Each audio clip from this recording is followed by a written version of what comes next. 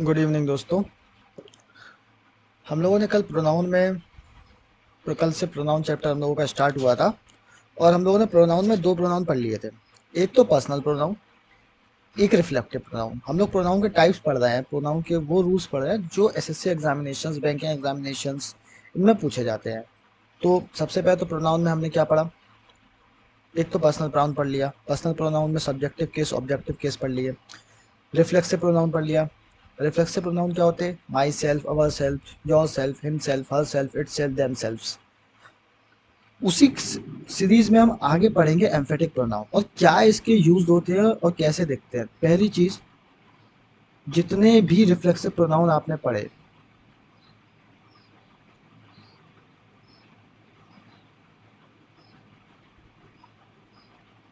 वही emphatic pronoun बनते हैं, मतलब सेम होते हैं। माई सेल्फ रिफ्लेक्सिव प्रोनाउन भी है और एम्फेटिक प्रोनाउन भी माई सेल्फ ही है।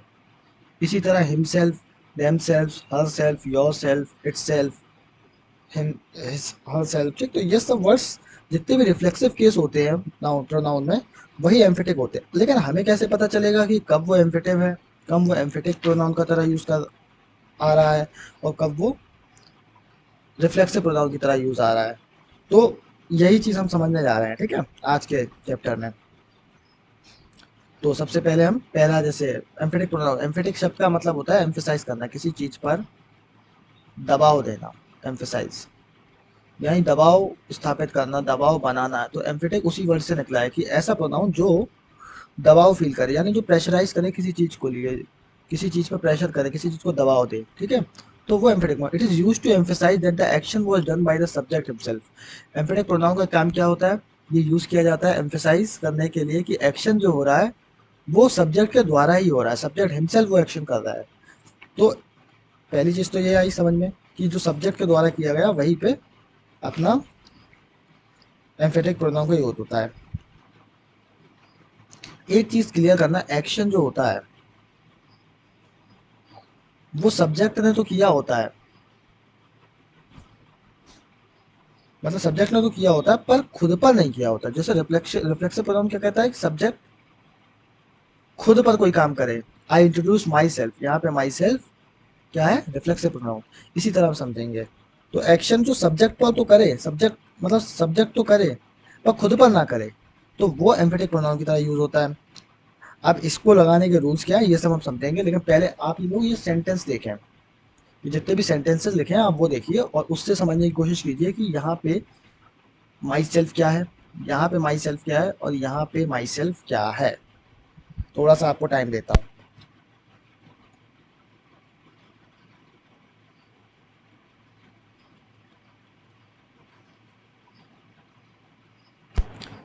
उम्मीद करता हूँ आप लोगों ने यहाँ पे अपने अपने आंसर्स लिख दिए होंगे। आंसर्स तो आपको पता ही होगा, पर देखो, पहली चीज जो माई सेल्फ होता है, जो रिफ्लेक्सिव प्रोनाउन होता है, उसके बारे में हम लोगों ने जो बात की थी पहले पिछले चैप्टर में।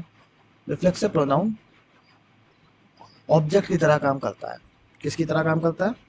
तो आप कहेंगे ऑब्जेक्ट की तरह काम करता है। लेकिन रिफ्लेक्सिव प्रोनाउन कभी भी सब्जेक्ट की तरह काम नहीं करता है। जैसे हमने एक सेंटेंस लास्ट टाइम में सुना था, उसमें लिखा था माई सेल्फ इज नवन। और मैंने कहा था कि ये सेंटेंस में माई सेल्फ गलत है क्योंकि रिफ्लेक्सिव प्रोनाउन कभी भी सब्जेक्ट नहीं बन सकता है। ठीक, ये चीज मैं समझाई थी। ऑब्जेक्ट बन सकता है पर सब्जेक्ट नहीं बन सकता है।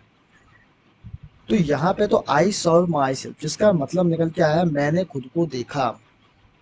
क्या मीनिंग निकल के आया?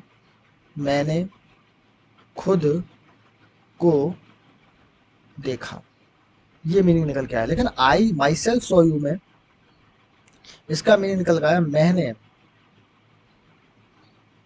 खुद तुम्हें देखा। मैंने खुद तुम्हें देखा। आई सॉ यू माई सेल्फ में क्या निकल के आया? मैंने तुम्हें देखा था खुद।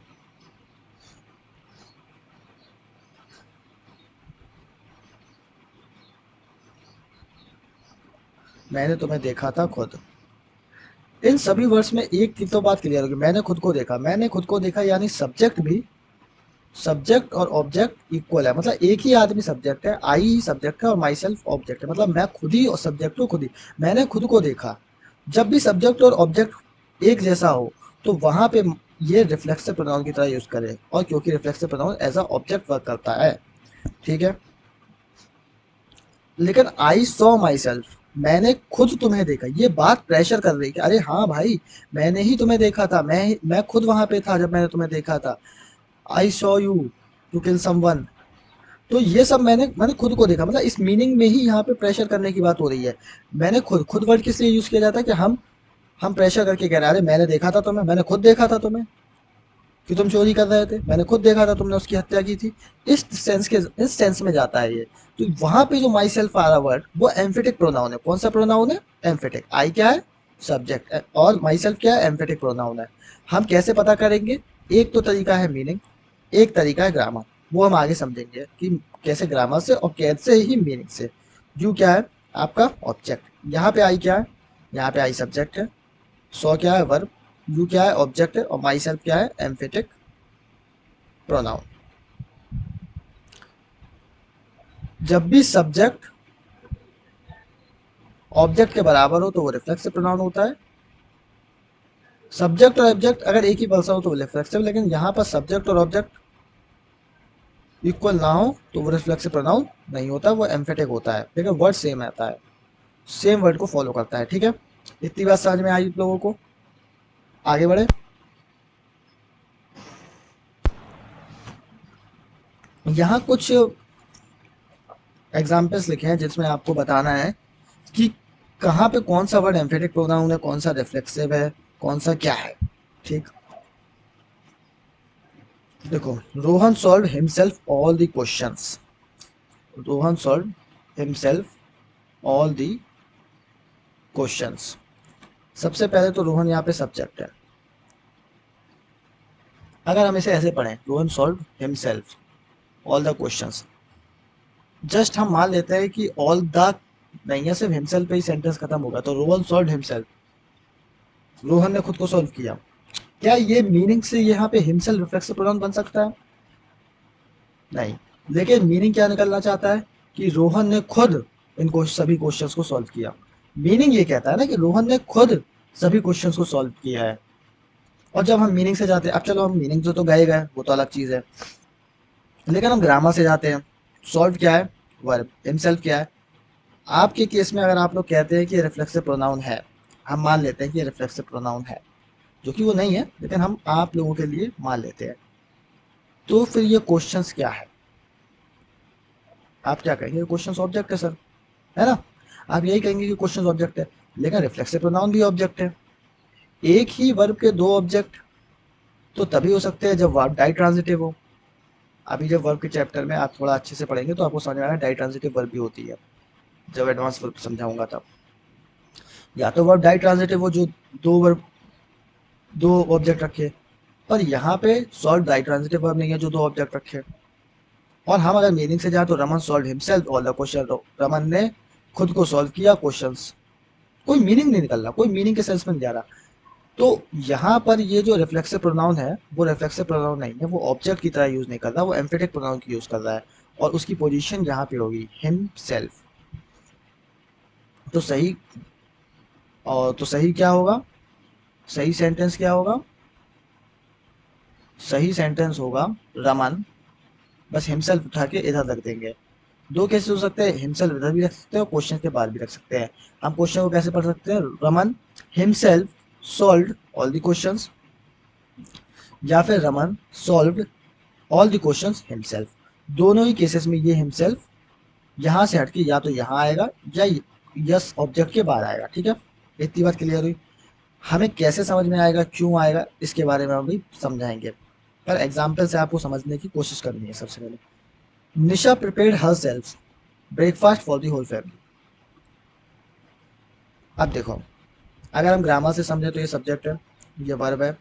आप लोग कहते हैं कि रिफ्लेक्सिव प्रोनाउन है, तो ये क्या हुआ? आपका ऑब्जेक्ट हो गया। ब्रेकफास्ट क्या हो गया फिर? चलो, फॉर यहाँ पे पोजीशन हो गया, होल फैमिली तो पोजीशन का ऑब्जेक्ट हो गया फैमिली, ठीक है, होल फैमिली। और यहाँ पे एडजेक्टिव हो गया, द डिटरमिनर यानी आर्टिकल हो गया, ये फैमिली प्रपोजिशन का ऑब्जेक्ट हो गया, ठीक है। अब यहाँ पे क्या है, निशा प्रिपेयर्ड हर सेल्फ ब्रेकफास्ट। तो ये ब्रेकफास्ट वर्ड क्या है, क्वेश्चन आपसे ये है, अगर ये ऑब्जेक्ट है तो ब्रेकफास्ट क्या बनेगा? आप कहेंगे सर ऑब्जेक्ट। तो क्या prepared verb ditransitive verb है? तो आप कहेंगे नहीं। और जब नहीं है डाई ट्रांजिटिव वर्ब तो ऑब्जेक्ट क्या होना चाहिए? कोई एक वर्ड। ये तो ग्रामर के बेसिस पे, लेकिन अगर मीनिंग के बेसिस पे जाए तो बोले निशा प्रिपेयर्ड हर सेल्फ, निशा ने खुद को प्रिपेयर कर दिया ब्रेकफास्ट के लिए, कि ब्रेकफास्ट प्रिपेयर किया। निशा ने खुद को प्रिपेयर किया ब्रेकफास्ट के लिए, या फिर ब्रेकफास्ट प्रिपेयर किया फैमिली के लिए। मीनिंग आपका क्लियर, आपको अंडरस्टैंडिंग है। निशा खुद को तो नहीं पका सकती, पकाएगी तो ब्रेकफास्ट, बनाएगी तो ब्रेकफास्ट। और जब ब्रेकफास्ट बनाएगी तो यहाँ पे ये तो ऑब्जेक्ट रहेगा, लेकिन ये जो हर सेल्फ है आपका, ये यहाँ पर रिफ्लेक्सिव प्रोनाउन की तरह काम नहीं करेगा। यहाँ पे हमें चाहिए एम्फेटिक।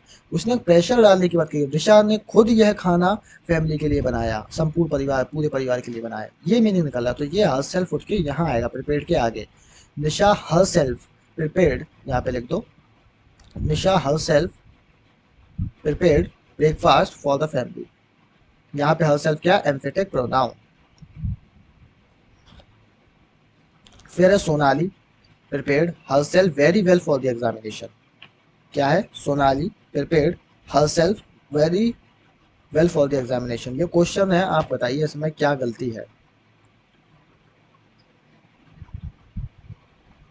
आप सबने क्या किया होगा मैं बताता हूँ। आप सबने कहा होगा कि सर ये तो बिल्कुल ये प्रिपेयर्ड है, जैसा हो रहा है हर सेल्फ उठा के यहाँ रख दो, या फिर हर सेल्फ उठा के यहाँ रख दो। यही सोचा होगा आप लोगों ने ना। लेकिन आपको बता दूं कि ये जो क्वेश्चन है ये नो एरर है। क्या है ये क्वेश्चन? नो एरर है। क्या है? No error. क्यों है नो एरर? क्योंकि सोनाली क्या है, सब्जेक्ट, प्रिपेयर्ड क्या है, वर्ब, हर सेल्फ क्या है, हर सेल्फ क्या है, ऑब्जेक्ट। यानी कि यहाँ पे ये रिफ्लेक्सिव प्रोनाउन है। Very well for the examination, very आपको पता है एडवर्ब है, वेल फॉर क्या है, फॉर प्रपोजिशन है, और एग्जाम क्या है, प्रपोजिशन का ऑब्जेक्ट है। ठीक है, prepared very well her self. ठीक है, तो सोनाली के बाद सब्जेक्ट और हर सेल्फ कब आएगा? जब ये रिफ्लेक्सिव प्रोनाउन की तरह यूज कर रहा है। अगर हम एग्जाम को प्रपोजिशन मांगेंगे, सॉरी ऑब्जेक्ट मानेंगे, तो यहाँ तो प्रपोजिशन का ऑब्जेक्ट की जरूरत है, लेकिन प्रपोजिशन का ऑब्जेक्ट की जरूरत तो है।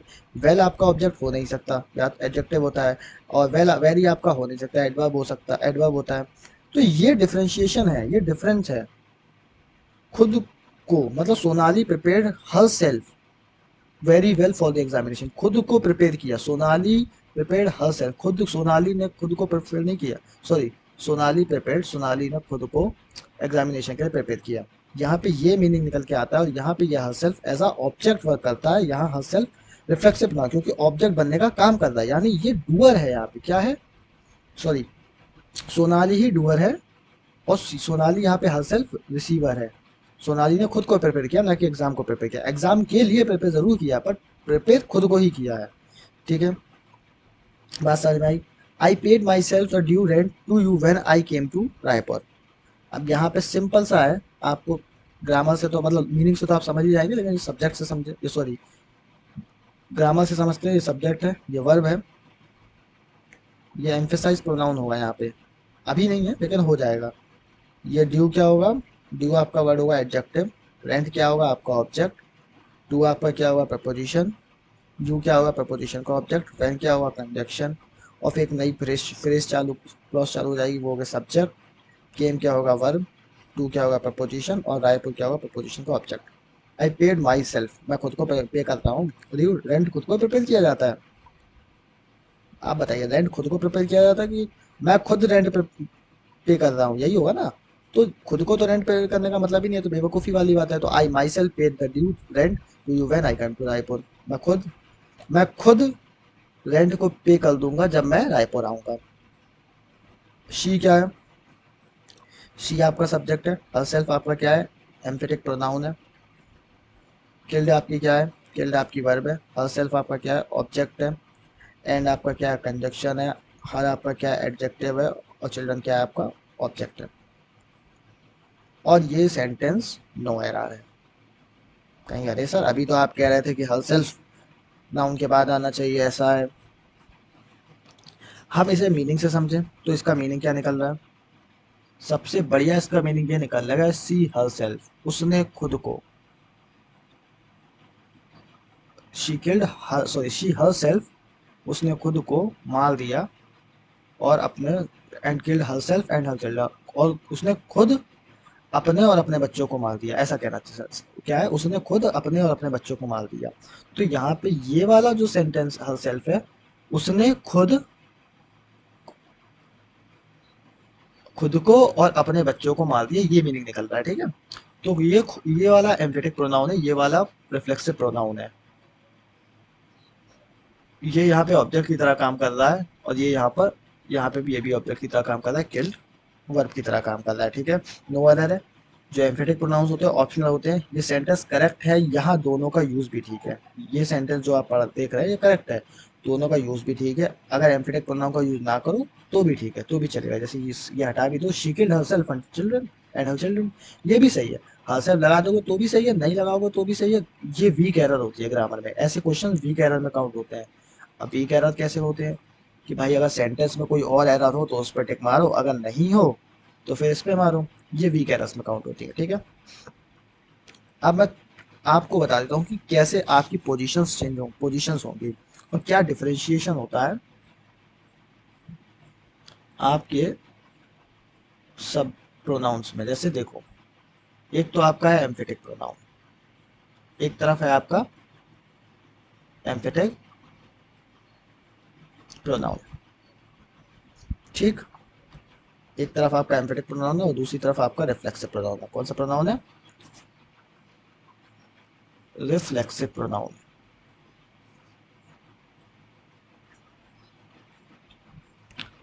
अब देखो, पहला तो हमें क्या क्या चीज़ें करनी होती। पहला पॉइंट तो आपको दिमाग में ये रखना है कि जो एम्फेटिक प्रोनाउन होता है उसकी पोजीशन,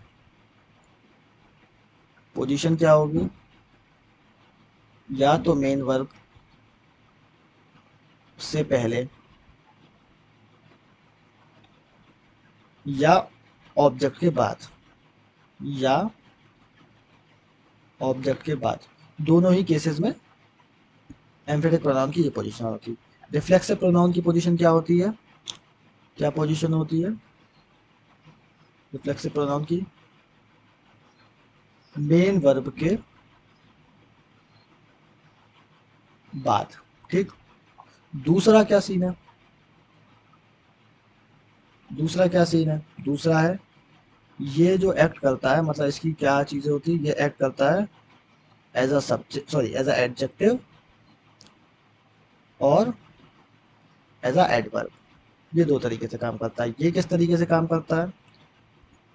ये करता है एक्ट एज अ प्रोनाउन, और नाउन या प्रोनाउन क्या होते हैं? या तो सब्जेक्ट होते हैं या ऑब्जेक्ट, लेकिन ये रिफ्लेक्सिव प्रोनाउन ऑब्जेक्ट की तरह काम करता है, ठीक है। तीसरी बात क्या याद करनी है कि डूअर एंड रिसीवर इसमें सेम नहीं होते। Receiver are not same. पर अगर रिफ्लेक्सिव प्रोनाउन है तो doer and receiver are same. बात समझ में आई? जितना भी हमने पीछे एग्जाम्पल्स के थ्रू समझा, जितना भी हमने समझा कि एम्फेटिक प्रोनाउन कैसे यूज करता है, किसी बात में खुद को प्रेशराइज करने के लिए हम एम्फेटिक प्रोनाउन को यूज करते हैं, ठीक है। यही एम्फेटिक प्रोनाउन होता है, इसके अलावा एम्फेटिक प्रोनाउन को और किसी भी तरीके से यूज नहीं कर सकते।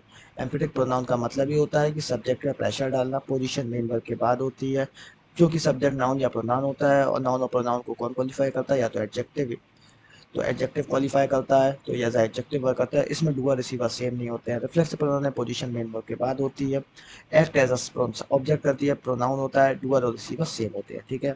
इतनी बात समझ में आ गई? आगे बढ़ते हैं। अगला अपना जो प्रोनाउन है वो है डिस्ट्रीब्यूटिव प्रोनाउन। हमने अभी तक तीन प्रोनाउन के बारे में पढ़ चुके हैं डीपली। एक तो पर्सनल प्रोनाउन, रिफ्लेक्सिव,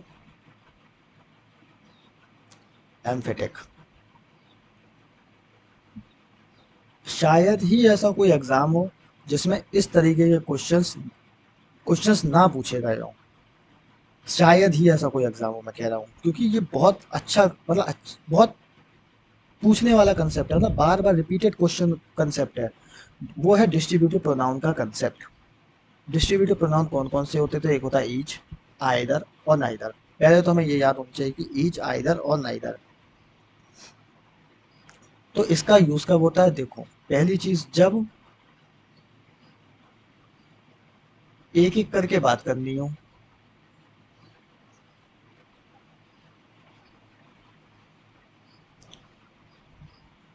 और एम्फेसिस भी डालना हो।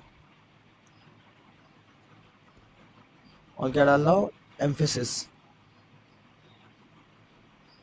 एम्फेसिस भी डालना हो। तो वहां पे क्या होता है? वहां पे ईच, आइदर, नाइदर का इस्तेमाल करते हैं। क्या बात बोली? जब किसी चीज को एक एक करके बात करनी हो, ग्रुप में नहीं, और एम्फेसिस भी डालना हो, तो वहां पे ईच, आइदर, नाइदर का यूज करते हैं। देखो, यहाँ पे ईच, आइदर, नाइदर क्या है? डिस्ट्रीब्यूटिव प्रोनाउन है। ऑफ यहाँ पे सिलेक्शन का काम करता है।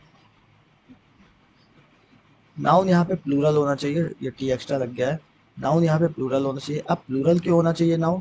क्योंकि हम, प्लूरल का मतलब होता है दो, ठीक है, या दो से ज्यादा, दो या दो से ज्यादा लोगों को प्लूरल में काउंट होता है, इतना तो पता ही होगा।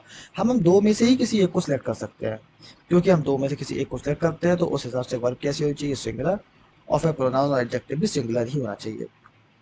अब ऑफ प्रोपोजिशन है, जब सिलेक्शन का काम करती है तो उसके बाद आने वाला नाउन प्रोनाउन होगा, जाहिर सी बात है। क्योंकि सिलेक्शन का काम तो भाई एक से ज्यादा में से ही होगा, इसलिए आगे वाला नाउन क्या होगा? प्लूरल होना चाहिए। नाउन प्लूरल होगा तभी तुम उसमें से किसी एक को सेलेक्ट कर पाएंगे। और एक एक करके बात करते हैं तो सब्जेक्ट तो यहाँ सिंगुलर होगा। जब एक एक करके बात करेंगे, each of the student, each of the boys, तो इस तरीके से है, सिंगुलर होगा। इसलिए सिंगुलर सब्जेक्ट के अकॉर्डिंग आगे वर्ब आएगी, या एडजेक्टिव या प्रोनाउन जो भी होगा वो सिंगुलर ही आएंगे, फिर वो प्लूरल नहीं हो सकते, ठीक है। इस कंसेप्ट में क्या चीजें हो सकती है, किस तरीके से एरर बना देंगे?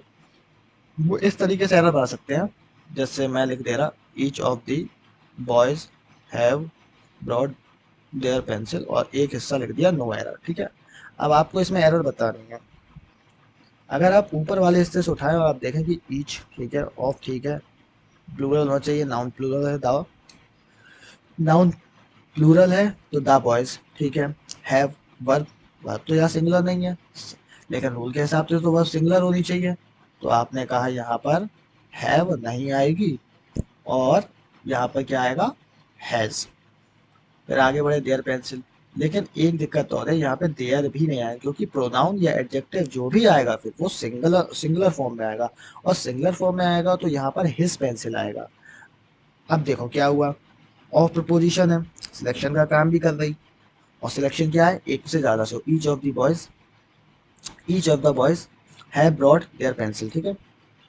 तो सिलेक्शन का काम भी कर रही। अब सिलेक्शन में से किया जाता है, इसलिए बाद आने वाला जो नाउन प्लूरल है वो प्रपोजिशन का ऑब्जेक्ट बनेगा। ये जो ऑफ के बाद, अगर हम इस बॉयज के हिसाब से चले, ईच, अगर ईच यहाँ पे सब्जेक्ट की तरह काम करेगा, पहली चीज। ऑफ तो प्रपोजिशन होता है ना, आपने पढ़ा। अगर ये प्रपोजिशन है तो ये क्या होगा? सब्जेक्ट तो नहीं बन सकता, प्रपोजिशन का ऑब्जेक्ट बनेगा। बॉयज के हिसाब से और प्रपोजिशन के ऑब्जेक्ट के हिसाब से तो वर्ब लगती नहीं है। वर्ब किसके साथ लगती है? सब्जेक्ट, और सब्जेक्ट क्या है? सिंगुलर, सिंगुलर सब्जेक्ट है तो ये हैज है। इस रूल का सिंपल मीनिंग ही ये है कि हम लोगों को कंफ्यूज कर देता है। ये हैज की बात कर रहा है, अब सब्जेक्ट के हिसाब से ही उसका अपने उसके एडजेक्टिव और प्रोनाउन आएंगे। यहाँ पे ये एडजेक्टिव सिंगुलर आएगा, और सिंगुलर आएगा तो हिज आएगा, देयर नहीं आएगा। बात क्या समझ में आई? ऑफ क्या होता है? प्रपोजिशन होता है। प्रपोजिशन के बाद आने वाले ऑब्जेक्ट्स प्रपोजिशन के ऑब्जेक्ट होते हैं। ईच यहाँ पे क्या है? सब्जेक्ट। और प्रपोजिशन के ऑब्जेक्ट के हिसाब से हम वर्ब नहीं लगाते हैं। वर्ब किसके अकॉर्डिंग लगाते हैं? सब्जेक्ट के अकॉर्डिंग। सब्जेक्ट क्या है? ईच। ईच सब्जेक्ट कैसा है? Singular subject. सिंगुलर सब्जेक्ट के हिसाब से आएगी सिंगुलर वर्ब। सिंगुलर वर्ब कौन सी है? हैज। हैज के बाद सिंगुलर ही, मतलब सिंगुलर आपको एडजेक्टिव लेना होगा, सिंगुलर ही प्रोनाउन आएगा, क्योंकि सब्जेक्ट ये है ना कि ये, अगर सब्जेक्ट ये होता तो अलग बात है, लेकिन यहाँ पे ऑफ दी बॉयज आया। बात समझ में आई या नहीं आई? ये आप रटेंगे उससे अच्छा है आप समझे कि ऑफ द ऑफ प्रपोजिशन होता है, प्रपोजिशन के बाद प्रपोजिशन का ऑब्जेक्ट आता है, प्रपोजिशन के ऑब्जेक्ट के हिसाब से वर्ब नहीं लगती, वर्ब सब्जेक्ट के हिसाब से लगती है। सब्जेक्ट ईच है, ईच सब्जेक्ट सिंगुलर होता है, सिंगुलर फॉर्म में होता है तो वर्ब भी सिंगुलर यूज होगी, सिंगुलर सिंगुलर वर्ब यूज होगी, यानी हैज आएगी उसी के हिसाब। सिंगुलर वर्ब के हिसाब से, सिंगुलर सब्जेक्ट के हिसाब से सिंगुलर एडजेक्टिव और प्रोनाउन भी सिंगुलर ही यूज होंगे। बात समझ में आई? अगला क्वेश्चन पढ़ते हैं। जिसमें लिखा one of my students, students यहाँ पे स्टूडेंट्स हैज़ या हैव क्रैक द एग्जामिनेशन। फिर वही चीज, वन क्या होता है, वन क्या होता है, वन सब्जेक्ट होता है, ऑफ क्या होता है, प्रपोजिशन होता है, स्टूडेंट्स क्या बनेगा, प्रपोजिशन का ऑब्जेक्ट बनेगा, माई क्या बनेगा, एडजेक्टिव बनेगा। कैसा एडजेक्टिव, तो पजेसिव एडजेक्टिव बनेगा। जब एडजेक्टिव पढ़ेंगे तो ये भी पढ़ेंगे। अब प्रपोजिशन के ऑब्जेक्ट के हिसाब से वर्ब नहीं आती है, सब्जेक्ट के हिसाब से सब्जेक्ट क्या है, हैज यहाँ पे सही है, जबकि हैव यहाँ पे नहीं आएगी। क्रैक द एग्जामिनेशन अपना बिल्कुल क्लियर है, क्योंकि क्रैक मेन वर्ब है, एग्जाम ऑब्जेक्ट है। फिर बात समझ में आई, फिर से समझाता हूँ, थोड़ा अच्छे से एक्सप्लेन कर देता हूँ।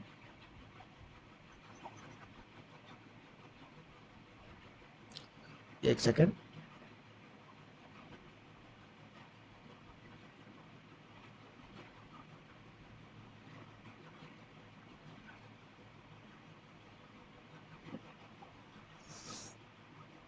वन क्या है, वन क्या है, वन आपका सब्जेक्ट है। ऑफ क्या है, ऑफ क्या है, प्रपोजिशन है, ये स्टूडेंट्स होगा।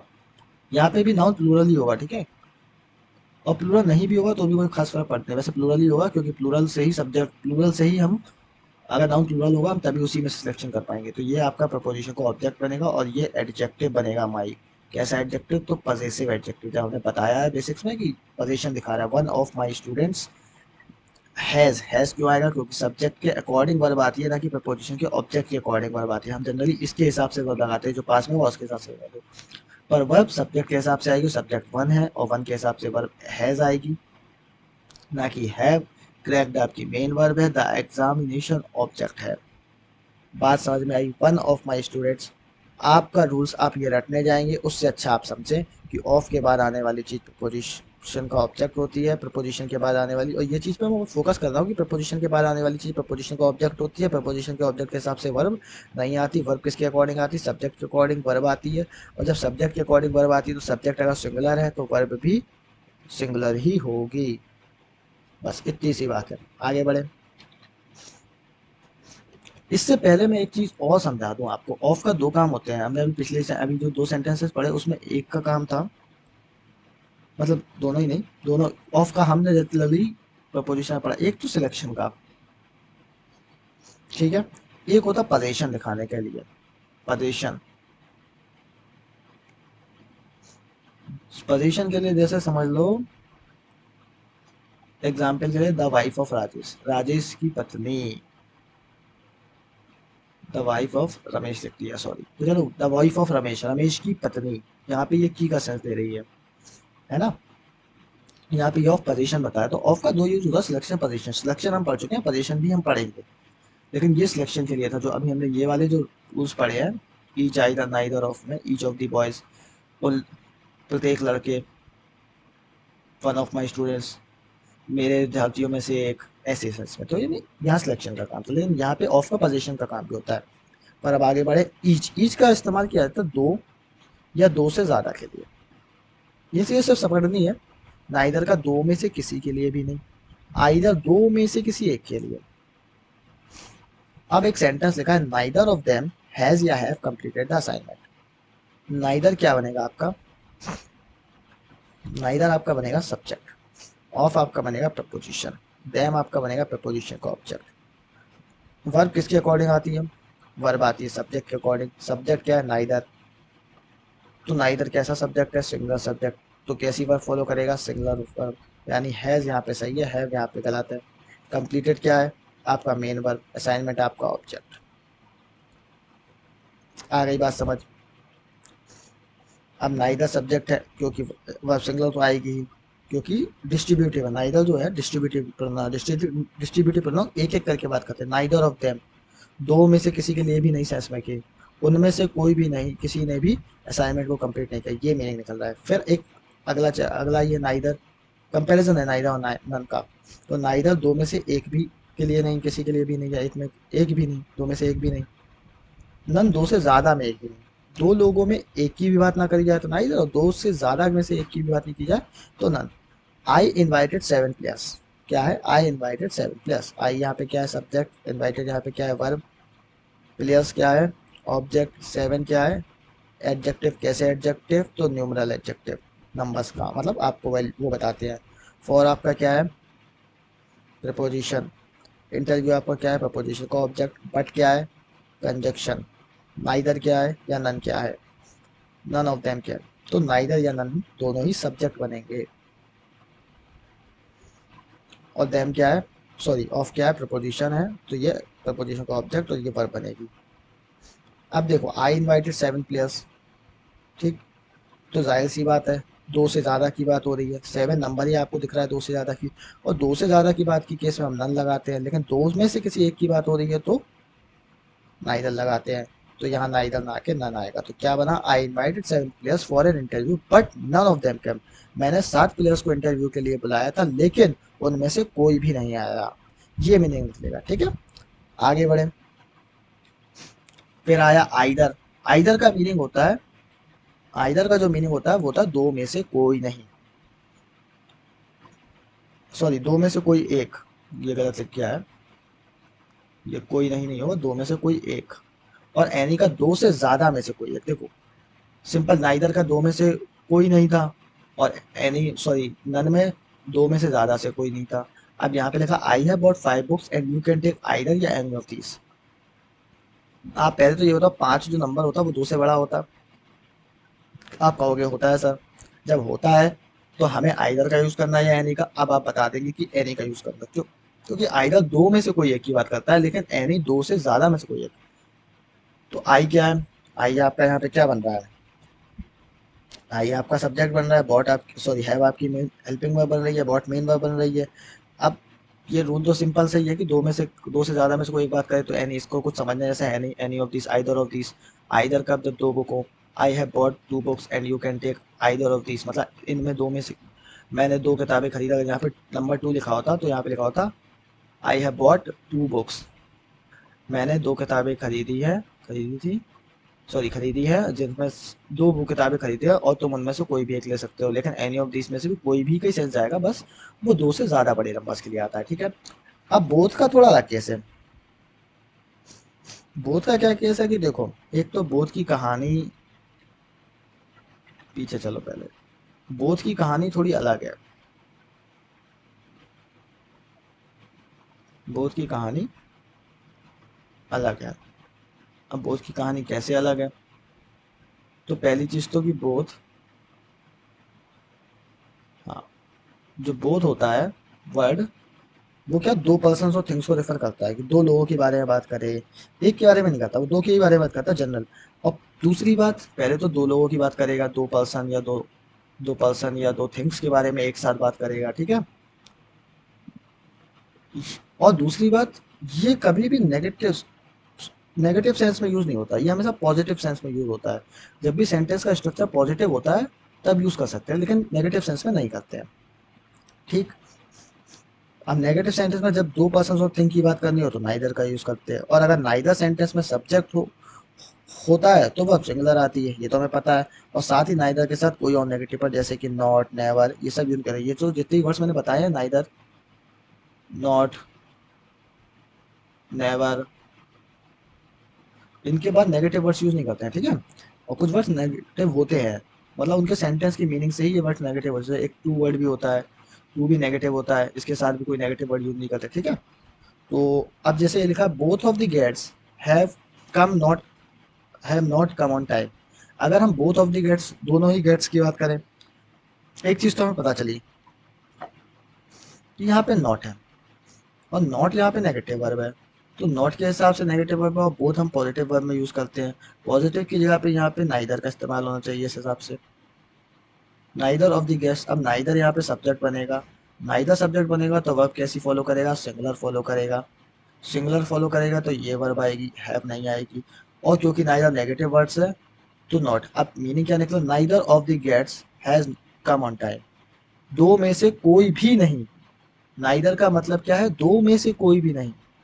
नाइदर का मतलब both of the gates has not come, आई दोनों में से कोई भी गेस्ट नहीं आया। तो ये बोथ यहाँ पे एज अ रीडिंग पर्पस तो आपके लिए आप ये कह सकते हैं कि रीडिंग के हिसाब से सही है, लेकिन सही कैसे नहीं है, तो वो ग्रामर बेसिस पे नहीं है। अब बोथ का नेगेटिव सेंटेंस में यूज नहीं करते हैं, लेकिन बोथ की जगह पर नाइदर का यूज करेंगे। नाइदर दो में से एक भी नहीं की बात करता है, मतलब दो में से कोई भी नहीं आया, इस मीनिंग में जाता है। जिस सेंटेंस में नाइदर का लगा वो ऑलरेडी नेगेटिव सेंस कन्वे करता है, और एक क्लॉज या एक सेंटेंस जब डबल नेगेटिव नहीं हो सकता, इसलिए इसमें से नॉट हटाना पड़ेगा। भाई डबल वाला नेगेटिव नहीं कर सकते हम किसी सेंटेंस को, ठीक है। तो ये चीज होती है। अब एक कुछ और एग्जांपल लिख लिया, जैसे कि इंग्लिश, जैसे ये है, English and Hindi are easy language but he can't speak both. अब देखो ये कांट वर्ड जो है वो नेगेटिव है। अब भाई नेगेटिव है तो यहाँ पे बोथ नहीं आएगा, लेकिन चलो हम आइदर लगा दें, तो कांट वर्ड क्या है, नेगेटिव है, लेकिन ये आइदर वर्ड क्या है, पॉजिटिव है, तो यहाँ पे ये सही है। अब लेकिन नाइदर लगा दे, जस्ट इन केस नाइदर भी सही है अगर यहाँ काइंड की जगह पे कैन आ जाए। तो बोथ कब सही नहीं है, अगर यहाँ पे कैन होता तो बोथ भी सही हो जाता, कोई दिक्कत नहीं होती। लेकिन हम लोग क्या, आइदर भी सही है, लेकिन हम लोग मोस्ट प्रेफरेंस जो देंगे वो नाइदर को देंगे, क्योंकि हम लोगों को जितने कम वर्ड्स लिखने हो हम उस पर फोकस करेंगे ग्रामर में, ठीक है। इतनी सी चीज थी, इसका कोई खास एक्सप्लेनेशन ज्यादा था नहीं बोथ का। समझ गए होंगे आई थिंक, सारे वर्ड्स एनी का मतलब समझ गए होंगे, आइदर का और अपना नन का, नाइदर का, ठीक है। आगे बढ़े। ये जितने भी क्वेश्चंस लिखे हैं, ये सब समझने से पहले हमें कुछ चीजें समझनी होंगी। मोस्ट इम्पॉर्टेंट थिंग कि आप लोग बहुत कंफ्यूज होते हैं और आप लोगों को लगता है बहुत बड़ा हुआ कि यार ये कैसे लिखेंगे, ये कैसे समझ में आएगा, पहली चीज है ना। तो सबसे पहले तो एक चीज आपको समझाने के लिए मैं यहाँ से लिखना स्टार्ट करता हूँ।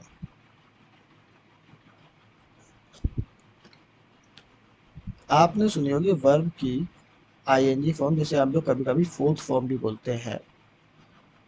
क्या बोलते हैं, फोर्थ फॉर्म, कहीं कहीं पे लिखा होता है कि वर्ब की फोर्थ फॉर्म। कई तरीके से यूज करती है,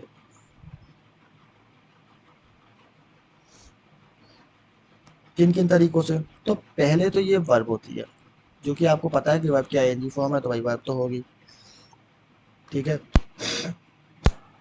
ये मेन वर्ब की तरह काम कर सकती है किसी हेल्पिंग वर्ब के साथ आके। रूल क्या कहता है कि इससे पहले अगर आईएनजी फॉर्म आई तो इससे पहले वर्ब की बी फॉर्म्स आए। कैसी फॉर्म्स आए, बी फॉर्म्स आए। बी फॉर्म्स कैसी हो, कौन कौन सी होती है, is, am, are, was, were, been, being, ये सब कैसी फॉर्म होती है आपकी, ईटीसी। ये कैसी आपकी फॉर्म होती है, ये आपकी बी फॉर्म्स होती हैं। तो इनके साथ क्या, ये मेन वर्ब बनता है वर्ब की आईएनजी फॉर्म। दूसरा क्या होता है, दूसरा वर्ब की आईएनजी फॉर्म का यूज होता है जीरंड की तरह। अब आप कहेंगे जीरंड, ये वर्ड आप लोगों ने अगर ग्रामर कहीं पढ़ी है तो ये सुना होगा और आप लोगों को लगता होगा बहुत होगा। जब हम एडवांस वर्ब का चैप्टर पढ़ेंगे तो हम आपको बताएंगे कि जीरंड कैसे क्या क्या यूज होते हैं जीरंड के। तो पहले तो जीरंड नाउन की तरह यूज होती है। दूसरी चीज, it can be a subject, क्या बन सकता है, it can be a subject और ऑब्जेक्ट और प्रपोजिशनल ऑब्जेक्ट, प्रपोजिशनल ऑब्जेक्ट। बहुत सही। अब आप कहेंगे अच्छा सर, मतलब आईएनजी वर्ब की आईएनजी वाली फॉर्म जीरो नहीं बनती है और वो नाउन की तरह काम करती है, लेकिन आप तो कह रहे हैं यहाँ पे कि वर्ब की तरह। हम कैसे समझेंगे, तो ये अभी हम एग्जाम्पल जब समझाएंगे तब समझेंगे, फिलहाल आपको बस सुनना है कि क्या क्या यूजेस होते हैं। दूसरा, ये प्रेजेंट पार्टिसिपल बनती है। क्या बनती है, प्रेजेंट पार्टिसिपल, मीनिंग एडजेक्टिव की तरह काम करती है। किसकी तरह, एडजेक्टिव की तरह। जिसका एडजेक्टिव का काम क्या होता है, तो आपको पता है, नाउन और प्रोनाउन को क्वालिफाई करना। आई होप कि आपको इसके किन किन तरीकों से यूज हो सकती है आपको पता चले। एक मेन वर्ब तो आपने सबने सुना है, नाउन की तरह हो सकता है, पहली बार सुना है, और पार्टिसिपल की तरह भी आप पहली बार सुना है, ग्रामर पहली बार डीपली पढ़ने जा रहे हैं तो। सो अब हम लोग कुछ क्वेश्चंस के थ्रू समझते हैं, कुछ एग्जांपल्स के थ्रू समझते हैं कि इन रियलिटी क्या होता है वो समझते हैं। सबसे पहले Sumit is watching a movie. Sumit subject है। रूल के हिसाब से इस क्या है, हेल्पिंग वर्ब है, क्योंकि इसके बाद एक मेन वर्ब आ रही है। वॉचिंग अ मूवी ऑब्जेक्ट है, तो यहाँ पे वॉचिंग क्या बना, मेन वर्ब। क्यों बना, क्योंकि इसके आगे हेल्पिंग वर्ब आ रही है। स्मोकिंग कॉजेज कैंसर, यहाँ पे ये सब्जेक्ट बना, क्योंकि ये कोई वर्ब नहीं बन सकता। कॉजेज क्या बना, क्योंकि ये मेन वर्ब है। और कैंसर क्या बना, आपका ऑब्जेक्ट। मोस्ट फेमस लाइन जो सिगरेट के डब्बों पे लिखे हुए, स्मोकिंग कॉजेज कैंसर, और फिर भी लोग पीते हैं ना। तो यहाँ पे ये सब्जेक्ट बना, सब्जेक्ट बना यानी कि जीरंड बना, जीरंड बना यानी कि नाउन बना। फिर Salman shot the running deer, Salman Khan ने दौड़ते हुए हिरन को गोली मार दी। तो सलमान क्या बना, सब्जेक्ट बना। शॉट क्या बना, मेन वर्ब बना। रनिंग क्या बना, एडजेक्टिव बना यानी कि प्रेजेंट पार्टिसिपल बना।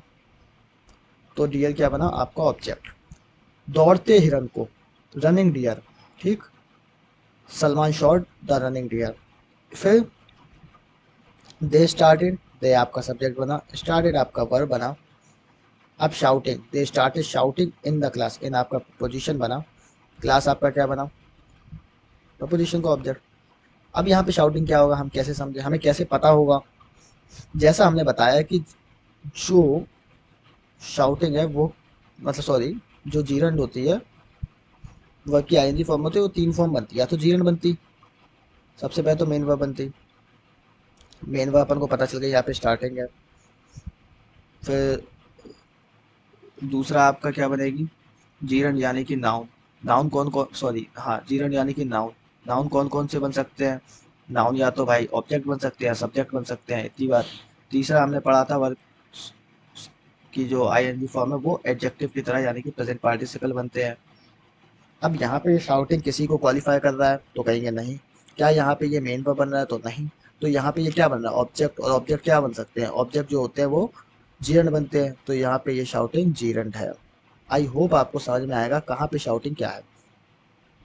द मदर, मदर यहाँ पे सब्जेक्ट है। कंसोल्ड मेन वर्ब है। क्राइंग द चाइल्ड, चाइल्ड यहाँ पे क्या है, ऑब्जेक्ट है। और ऑब्जेक्ट को क्वालिफाई कौन करेगा, क्वालिफाई करता है एडजेक्टिव। तो यहाँ पे ये प्रेजेंट पार्टिसिपल है यानी कि एडजेक्टिव है। फिर दिस मूवी, मूवी यहाँ पे सब्जेक्ट है। वॉज यहाँ पे लिंकिंग वर्ब है। रियली इंटरेस्टिंग, यहाँ पे इंटरेस्टिंग क्या है, अब भाई इंटरेस्टिंग क्या है, इंटरेस्टिंग यहाँ पर सब्जेक्ट कॉम्प्लीमेंट बन रहा है, सब्जेक्ट को कॉम्प्लीमेंट करना। दिस मूवी, ये मूवी वॉज रियली इंटरेस्टिंग, ये एडवर्ब है रियली। और इंटरेस्टिंग यहाँ पे सब्जेक्ट कॉम्प्लीमेंट है। मैंने अभी बताया था सब्जेक्ट कॉम्प्लीमेंट क्या होते हैं, किसी की तारीफ करना, यानी कि ये एडजेक्टिव बन रहे हैं, प्रेजेंट पार्टिसिपल। ठीक है, बात समझ में आई। आई होप आपको ये सारी चीजें समझ आ गई होगी। आगे बढ़े, ये वाला भी लगभग आपको सेम ही है, बस अभी तक हमने पढ़ा था वर्ब की आईएनजी फॉर्म। अब हम पढ़ेंगे वर्ब की, क्या पढ़ेंगे, वर्ब की थर्ड फॉर्म। वर्ब की एक थर्ड फॉर्म भी होती है जिसके भी बहुत सारे यूज होते हैं। क्या क्या होते हैं, एक तो ये वर्ब बन सकती है, वर्ब बनेगी। और कैसे, किसके साथ आएगी, तो हैज, हैव, हैड, और पैसिव वॉइस में। जब पैसिव वॉइस में होता है तब हम वर्ब की थर्ड फॉर्म का यूज करते हैं। लेकिन अगर वर्ब की थर्ड फॉर्म मैं कहूँ कि पास्ट पार्टिसिपल भी बनती है, आप कहोगे सर पास्ट पार्टिसिपल क्या होता है। जब हम एडवांस वर्ब पढ़ेंगे तब तो हम समझाएंगे, लेकिन अभी बेसिक समझा रहे हैं उसका। तो पास्ट पार्टिसिपल में ये वर्ब की थर्ड फॉर्म होती है और वो एडजेक्टिव की तरह काम करती है। बात आई समझ में। अब हम समझते हैं आगे की चीज, मतलब उसी से रिलेटेड कुछ क्वेश्चन समझते हैं। तो सबसे पहला क्वेश्चन है, they have given some instruction to mister Sharma. They क्या है, आप कहोगे दे तो सर सब्जेक्ट है। हैव क्या है, हाव आप कहेंगे हेल्पिंग वर्ब है। गिवन क्या है, गिवन आप कहेंगे मेन वर्ब है। सम क्या है, सब आप कहेंगे एडजेक्टिव है। इंस्ट्रक्शंस क्या है, ऑब्जेक्ट है। इंस्ट्रक्शंस ऑब्जेक्ट है यानी नाउन है। टू क्या है, प्रपोजिशन है। और मिस्टर शर्मा क्या है, प्रपोजिशन का ऑब्जेक्ट है। यहाँ पे जो गिवन वर्ब है वो क्या किस तरीके से काम कर रही है, मेन वर्ब है तो वर्ब की थर्ड फॉर्म ही ना, गिव। गिव की थर्ड फॉर्म कैसे चलती है, गिव, गिव और गिवन। तो ये गिवन क्या है, वर्ब की थर्ड फॉर्म है, तो यानी कि मेन वर्ब की तरह काम कर रही है, क्योंकि इसके आगे एक हैव वाली हेल्पिंग वर्ब आ रही है। बात आई समझ में इतनी, है ना। और फिर है ये अवर सोल्जर फॉलोड। अवर सोल्जर में सोल्जर क्या है, सब्जेक्ट। ये क्या है, एडजेक्टिव सब्जेक्ट, नाउन या प्रोनाउन तो नाउन है। नाउन को कौन क्वालिफाई करता है, एडजेक्टिव। और कैसा एडजेक्टिव है, तो पोजीशन दिखा रहा है, अवर मतलब हमारे, पोजेसिव एडजेक्टिव है, ठीक है। The given followed, the followed क्या है, मेन वर्ब है। फॉलोड क्या है, मेन वर्ब है। आप कह सकते हैं कि सर फॉलोड मेन वर्ब भी क्यों है, तो ये भी वर्ब की थर्ड फॉर्म ही। लेकिन द गिवन इंस्ट्रक्शंस, इंस्ट्रक्शंस क्या है, ऑब्जेक्ट। अब ये बात आपको क्लियर होगी कि अवर सोल्जर्स फॉलोड, हमारे सोल्जर्स ने फॉलो किए दिए हुए निर्देशों को। ये जो गिवन वर्ड है ये इस इंस्ट्रक्शन को क्वालिफाई करता है, और ये यहाँ पर एडजेक्टिव बन रहा है, यानी कि पास्ट पार्टिसिपल बन रहा है। बात आई समझ। फॉलोड इसलिए यहाँ पे मेन वर्ब है क्योंकि वो मेन वर्ब किसी, क्योंकि फॉलोड किसी को क्वालिफाई नहीं करता, लेकिन गिवन यहाँ पे क्वालिफाई कर रहा है। और जो चीज़ क्वालिफाई करती है वो एडजेक्टिव बनती है, एडजेक्टिव बनेगी तो नाउन या प्रोनाउन को क्वालिफाई करेगी, यानी कि ऑब्जेक्ट यहाँ पे इंस्ट्रक्शंस है उसे क्वालिफाई कर रहा है। गिवन वर्ड, गिवन यहाँ पे वर्ब की थर्ड फॉर्म है जो कि एडजेक्टिव है। मोहन सब्जेक्ट है, बॉट मेन वर्ब है। यूज्ड, यूज्ड कर ये वर्ब की थर्ड फॉर्म एडजेक्टिव है, कार क्योंकि ऑब्जेक्ट है। और ऑब्जेक्ट को क्वालिफाई एडजेक्टिव करता है, यानी कि एडजेक्टिव यानी कि पास्ट पार्टिसिपल है। और फॉर यहाँ पे प्रपोजिशन है, वाइफ प्रपोजिशन का ऑब्जेक्ट है। हिज यहाँ पर पॉसेसिव एडजेक्टिव है जो कि वाइफ पर पोजीशन दर्शा रही है, ठीक है। आई होप आपको ये बात समझ आई। I use a calculator for all this equation, all this calculation. Use word हम लोगों ने पढ़ा था कि कब सब्जेक्ट है, यूज वर्ड हमने वर्ब में चैप्टर में पढ़ा है, मेन वर्ब। और यहाँ पे कैलकुलेटर आपका ऑब्जेक्ट है। कैलकुलेटर आपका क्या है, आपका कैलकुलेटर आपका ऑब्जेक्ट है। फॉर आपका क्या है, फॉर आपका प्रपोजिशन है। ऑल आपका क्या है, एडजेक्टिव। कैसा एडजेक्टिव, तो क्वांटिटेटिव एडजेक्टिव है। और दीज क्या है, तो दीज भी एडजेक्टिव है। और कैलकुलेशन प्रपोजिशन का ऑब्जेक्ट है। यहाँ पे यह यूज मेन वर्ब की तरह यूज हो रही है। फिर all the elected MLAs were called, all the elected MLAs. अब इलेक्टेड यहाँ पे क्या है, तो यहाँ पर पहले तो ऑल क्या है, ऑल तो सब्जेक्ट है, लेकिन एमएलएस क्या है, एमएलएस यहाँ पे सब्जेक्ट है, सॉरी ऑल आपका एडजेक्टिव है, एमएलएस आपका यहाँ पे सब्जेक्ट है। वर आपकी हेल्पिंग वर्ब है, कॉल्ड आपकी मेन वर्ब है, बाई आपकी प्रपोजिशन है, और चीफ मिनिस्टर आपके प्रपोजिशन के ऑब्जेक्ट है, ठीक। इलेक्टेड एमएलए सब्जेक्ट है, सब्जेक्ट को क्वालिफाई एक वर्ब की थर्ड फॉर्म कर रही है, वर्ब की थर्ड फॉर्म कर रही है, तो ये पास्ट पार्टिसिपल है, यानी कि ये एडजेक्टिव है, क्या है, एडजेक्टिव है। आई होप आपको जितना भी आज मैंने पढ़ाया आपको समझ में आया होगा, और आप इस चैनल से कुछ सीखेंगे। कोशिश कीजिए, आपको जो भी चैनल में नहीं समझ आता है उसके डाउट्स आप इन कमेंट बॉक्स में दे सकते हैं, टेलीग्राम पे शेयर कर सकते हैं। और बस आज की वीडियो में यही है, हमारा लेक्चर आज का ख़त्म होता है। चैनल पसंद आए, कंटेंट पसंद आए, ऐसा कंटेंट बहुत कम टीचरों का आपको इस तरह का कंटेंट मिलेगा कि आपकी जो इंग्लिश है उसको तोड़ के समझाएं, जो डिफ्रेंशिएट कर सके, हम समझ सके। हम रूल्स को रटते तो बहुत है लेकिन हम रूल्स को समझने की कोशिश नहीं करते। आज आपको समझने की कोशिश करना है, ठीक है। हम आपको समझाने की कोशिश करेंगे, और कोशिश करेंगे कि 90 से 80 से 90% रूल्स हम आपको समझा दें।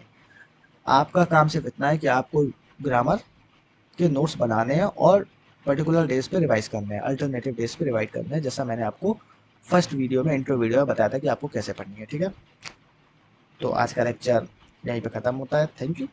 लाइक कीजिए, शेयर कीजिए और सब्सक्राइब कीजिए।